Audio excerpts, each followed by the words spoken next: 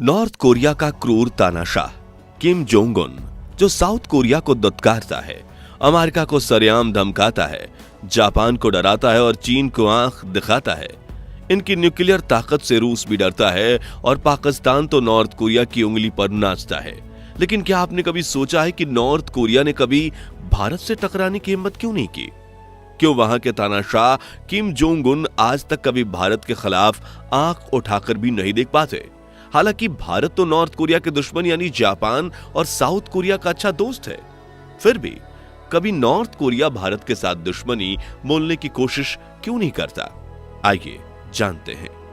दोस्तों, तानाशाह Kim Jong Un, जो हर देश के मंत्रियों को डराते धमकाते रहते हैं, उन्होंने प्रधानमंत्री नरेंद्र मोदी के खिलाफ चू तक नहीं की। उसका सबसे पहला कारण है भारत की दोस्ती। तो बात है साल 2018 की, जब जापान और अमेरिका के साथ नॉर्थ कोरिया के रिलेशंस बिगड़ते जा रहे थे।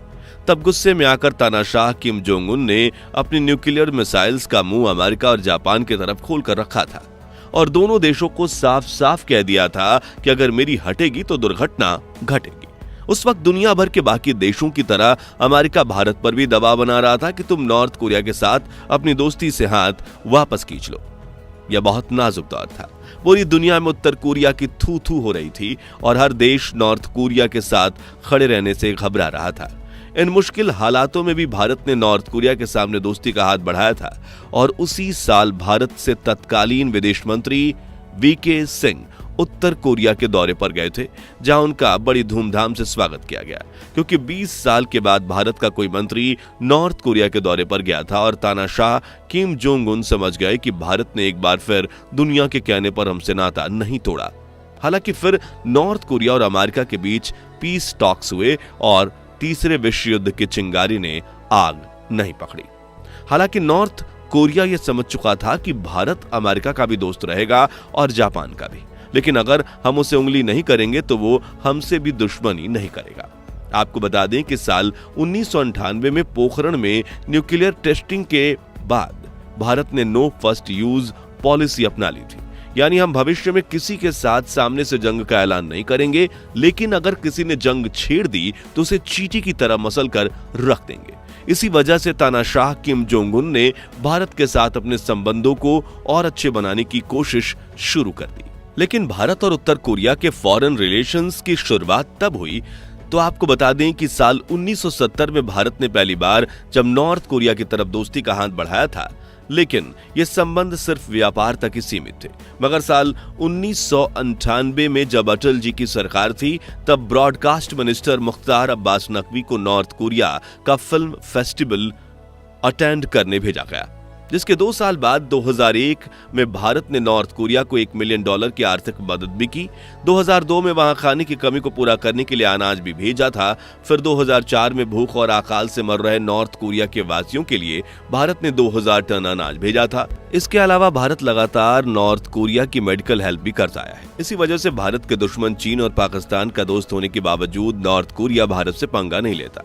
दूसरा कारण है व्यापारिक साझेदारी। नॉर्थ कोरिया की 95% जरूरतें चीन पूरी करता है, लेकिन चीन के बाद उत्तर कोरिया का दूसरा सबसे बड़ा व्यापारिक साझेदार है। साल 2022 में भारत ने नॉर्थ कोरिया में $59.2 मिलियन का सामान एक्सपोर्ट किया था, जिसमें एल्यूमिनियम, अनाज, विटामिन और ज्वेलरी शामिल है। जबकि नॉर्थ कोरिया ने भारत को $35.4 मिलियन का सामान एक्सपोर्ट किया था, जिसमें ज्यादातर केमिकल प्रोडक्ट्स शामिल हैं। Massachusetts institute of technology America की एक रिपोर्ट ने यह बताया है कि भारत उन चंद देशों में शुमार है जिसने उत्तर कोरिया से बहुत नजदीक रिश्ते बनाए हैं। तीसरी वजह है भारत की तटस्थता। आपको बता दें कि साल 1945 में नॉर्थ कोरिया को जापान की गुलामी से आजादी मिली थी और वहां के तानाशाह पूरी दुनिया को शक की निगाहों से देखने लगे थे, जिसके 2 साल बाद 1947 में शीत युद्ध यानी कोल्ड वॉर की शुरुआत हुई, जिसमें पूरी दुनिया में पॉलिटिकल टेंशन चल रहे थे।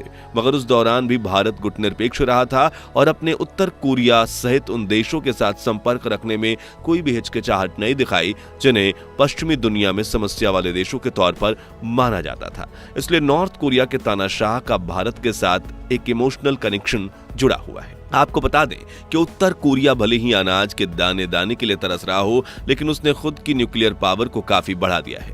साथ ही लाखों सैनिक और अनगिनत हथियारों के साथ बड़ी सेना खड़ी कर दी है। लेकिन शुरुआती सालों में अमेरिका और दूसरे पश्चिमी देश नॉर्थ कोरिया को परमाणु परीक्षण करने से रोक रहे थे, जिसके लिए उस पर कई सैंक्शंस भी लगाए गए थे।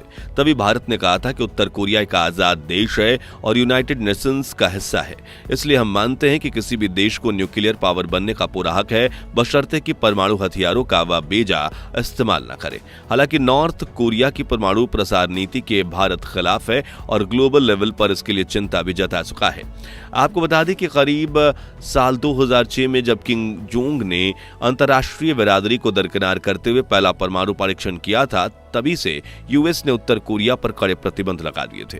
भारत में तब यूपीए की सरकार ने किम जोंग से दोस्ताना रिश्ते बनाने की कोशिश की थी, इसलिए न केवल जरूरी सामान उत्तर कोरिया को भेजा जाता था, बल्कि तानाशाह की सेना को ट्रेनिंग देने के लिए भारतीय सेना भी भेजी गई थी।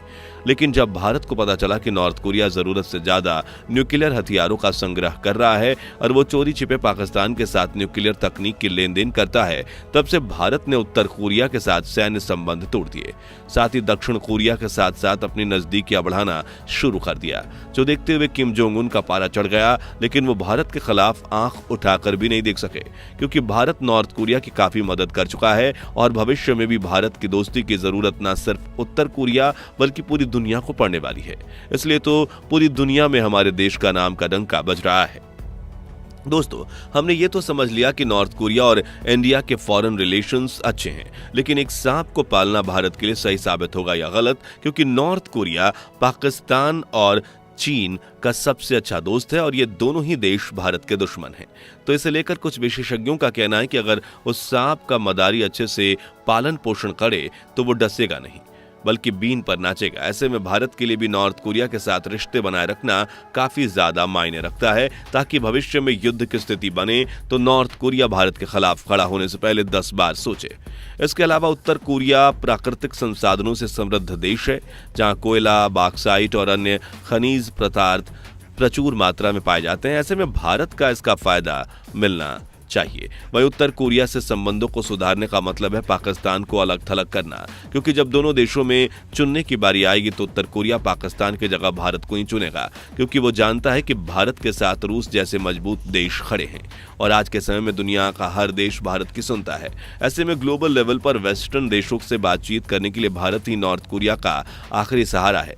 यानी भारत ने नॉर्थ कोरिया की आर्थिक और सामाजिक दोनों कमजोर नसें पकड़ ली हैं और इस वक्त डिफेंस से लेकर इकोनॉमी तक भारत दुनिया के सबसे शक्तिशाली और ताकतवर देशों में से एक है, जो साल 2050 आते आते अमेरिका और चीन को पछाड़कर दुनिया की इकलौती सुपर पावर बन सकता है।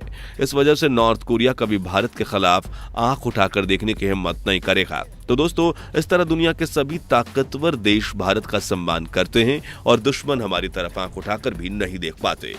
ये जानकारी पसंद आई हो तो वीडियो को लाइक और शेयर जरूर कीजिए और ऐसे ही दिलचस्प वीडियोस के लिए इस चैनल को सब्सक्राइब करके पास वाली घंटी जरूर बजा दीजिए। धन्यवाद।